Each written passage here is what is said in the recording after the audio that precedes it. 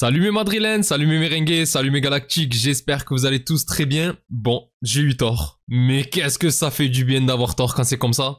Parce que je pensais honnêtement que ça allait être beaucoup plus dur face à City ce soir. Et finalement, pas du tout. Quelle masterclass du Real Madrid. Où franchement, on n'a vu qu'une équipe sur le terrain. Mais surtout, quel match de Kylian Mbappé. Auteur d'un triplé.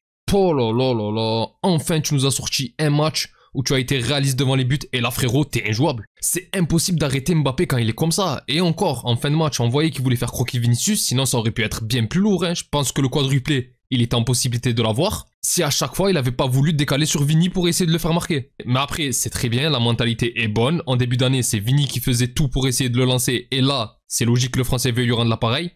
Et contrairement au match aller, mais là, il nous a pendu le match parfait pour un attaquant du Real Madrid. Mbappé, ça fait maintenant des semaines qu'il a retrouvé un très bon niveau, où il a marqué quasiment à chaque match, et où il participe beaucoup à proposer avec des appels, etc. Et là encore aujourd'hui, il a beaucoup bougé, mais le truc qui était assez dommage, c'est qu'il avait à chaque fois beaucoup d'occasions, et qu'il avait la possibilité de marquer au moins des doublés ou des triplés à quasiment chaque rencontre, mais malheureusement, il n'avait pas cette réussite où il voulait un petit peu trop forcer son geste, etc. Mais là, ce soir, il a été excellent devant. Le petit lob sur le premier but, mais c'est un bijou. Bon, après, la transversale d'Asensio est magnifique aussi, elle est dosée comme il faut, et même si la défense de City se rate bien sur cette action, le geste de lob de Mbappé, pour moi, il démontre l'état de confiance du Français, où il est totalement relâché, et il tape le ballon juste ce qu'il faut pour la faire retomber dans la cage vide. Et le deuxième but, il appuie d'ailleurs sur cette confiance retrouvée. Déjà, l'action est magnifique, c'est collectivement quasiment parfait. On a les 4 offensifs qui touchent la balle, avec Rodrigo qui est à l'amorce de cette action, et qui trouve Valverde qui joue en une touche de balle à Bellingham, qui la glisse dans la profondeur à Vinicius, qui centre un petit peu fort en retrait pour Rodrigo, et d'ailleurs c'est pour ça que je dis quasiment parfait.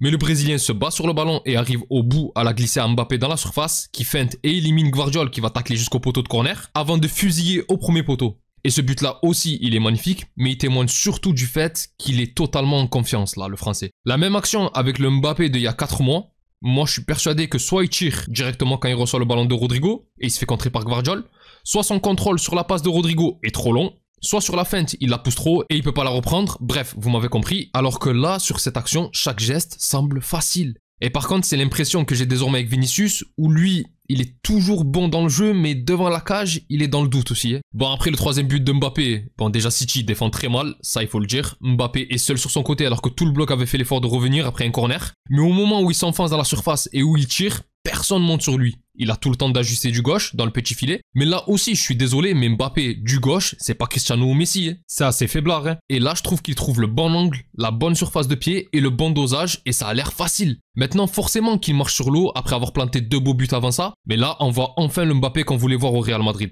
J'oublie pas le triplé qu'il avait mis face à Valladolid, mais on est quand même dans des enjeux complètement différents. Là, tu as un barrage en Ligue des Champions face à Manchester City, qui est certes malade, c'est pas le City de l'année dernière, mais ça reste City, et là ce soir, il a sorti un match digne du Mbappé du Real Madrid. Maintenant, c'était important d'élever son niveau, comme j'avais dit au match aller avec ce qu'ils avaient montré sur le terrain, et là je parle des deux équipes, et j'inclus donc le Real, aucune des deux n'aurait pu aller au bout de cette compétition, et là ce soir, j'avoue qu'on a enfin retrouvé un Real digne de la Ligue des Champions. Parce que Salzbourg, le 5-1, c'était très bien, mais tout le monde leur a mis une volée cette année en Europe, c'était pas un exploit incroyable. Et là, aujourd'hui, on a eu une équipe cohérente. On les a bouffés en première mi-temps. Après, le fait d'avoir marqué très tôt dans le match sur ta première attaque, alors que City avait confisqué la balle sur les 2-3 premières minutes, ça a dû directement leur mettre un coup derrière la tête et je pense qu'ils ont directement eu les jambes qui ont commencé à trembler. Et tu rajoutes à ça les appels des 3 de devant, avec Mbappé qui, comme j'avais dit, fait de nouveau peur aux défenseurs désormais. On a vu sur les fautes que les défenseurs font tout pour l'empêcher de prendre la profondeur, quitte à faire des fautes sales, où ça lui tire le maillot, ça le bloque. Contre Osasuna ce week-end, c'était la même.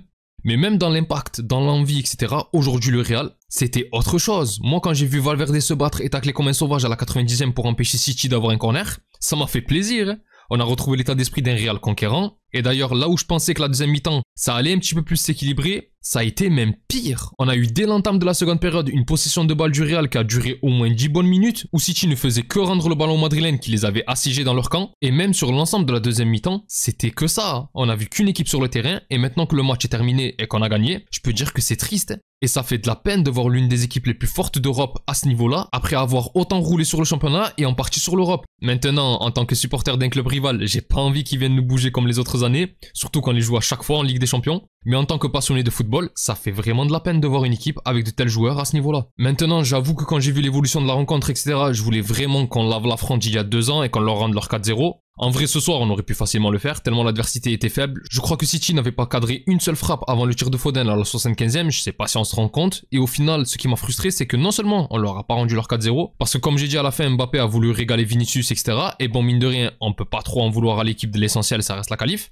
Mais aussi, on se prend ce but, mais totalement bête à la toute fin du match. Où il y a Camavinga qui fait une faute que je trouve pas du tout nécessaire. La course de Marmoush était latérale, même s'il aurait pu frapper ou quoi, mais ta défense était en place. Courtois était lui aussi assez chaud à ce moment-là. Il venait de faire un gros arrêt. Bon, il a dû lui laisser des séquelles vu où il a repoussé le ballon. Mais bon, je pense qu'il était pas nécessaire pour Camavinga d'essayer de faire un tacle aussi hasardeux. Et sur le coup franc, Marmoush tire fort sur la transversale. Et Nico Gonzalez, qui est seul à avoir suivi, marque dans les buts vite. Alors je sais, là je fais mon pourri gâté, mais c'est un peu frustrant car tu termines ce match sur le score de 3-1 alors que tu aurais pu faire un clean sheet. Chose qu'on a du mal à faire cette année, et c'est vrai que face à City, à domicile terminé à 3-0, ça aurait été propre. Après les gars, Rudiger Asensio, on est d'accord que c'est la charnière qui doit finir cette saison. Asensio, j'ai pas peur de dire que c'est ton meilleur défenseur à l'heure actuelle, et en plus il a la vitesse. Rudiger avec lui permet d'avoir la taille et le physique, même si l'Espagnol aussi, il a pas peur de rentrer dedans, mais moi franchement, au niveau de la charnière défensive, là j'étais tranquille. Hein. Et puis voilà, ça te permet de remettre Tchouaméni au milieu en attendant le retour de Valverde, parce que moi j'ai dit Tchouaméni en défense centrale, je ne peux plus me le voir. C'est pas de sa faute, le pauvre, on lui demande de jouer à ce poste-là, mais c'est pas avec ça que tu risques de passer les prochains tours. Et puis surtout, je trouve que ce milieu, Tchouaméni, Ceballos et Bellingham, c'est loin d'être mauvais. Même si on peut facilement intervertir Tchouaméni avec Camavinga ou Modric si besoin en fonction de l'adversaire. Et que c'est vrai qu'aujourd'hui City, c'était pas non plus l'équipe qui allait le plus te bousculer. Maintenant, c'est vrai que moi, même si Valverde est un élément essentiel au milieu, là, à droite, dans les grands matchs à la place des Vasquez, pour moi, c'est la solution adéquate. Hein. Déjà, comme j'ai dit, défensivement, il y a un monde entre les deux joueurs et c'est très très dur de passer côté Valverde. Il a la puissance et la vitesse. Et surtout, j'ai peur que s'il revient au milieu, automatiquement, Ancelotti balance Tchouaméni dans l'axe et qu'Asensio saute. Il l'a fait tellement de fois cette saison de manière injuste et c'est largement possible qu'il le refasse malgré les dernières prestations du jeune espagnol. Et puis même de manière plus générale, ton 11 d'aujourd'hui devrait être ton 11 des grandes rencontres. Il faut absolument arrêter de donner le bâton pour se faire battre avec des défenses inventées. Après, ce soir, on a pu voir que le Real Madrid monte en puissance comme chaque année autour du mois de février-mars. Et là, on y est.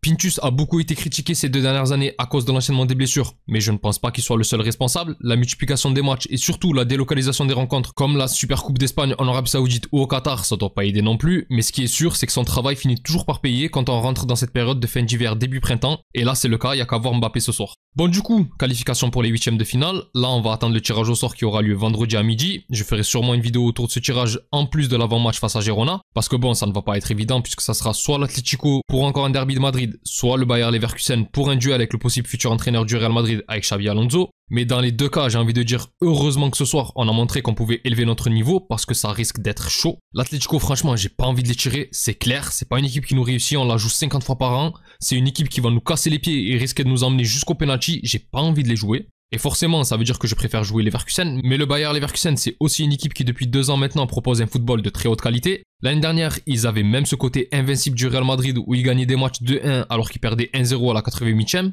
Et puis surtout, il y a Wirtz, quel joueur! J'espère vraiment qu'il va venir au Real la saison prochaine ou dans les bagages de Xabi Alonso, parce que lui, je le veux sous la tunique blanche. Hein. Mais en tout cas, le Bayern, c'est costaud. J'ai vu la rencontre ce week-end face au Bayern Munich, et même s'ils n'ont pas gagné, ils les ont détruits dans le jeu.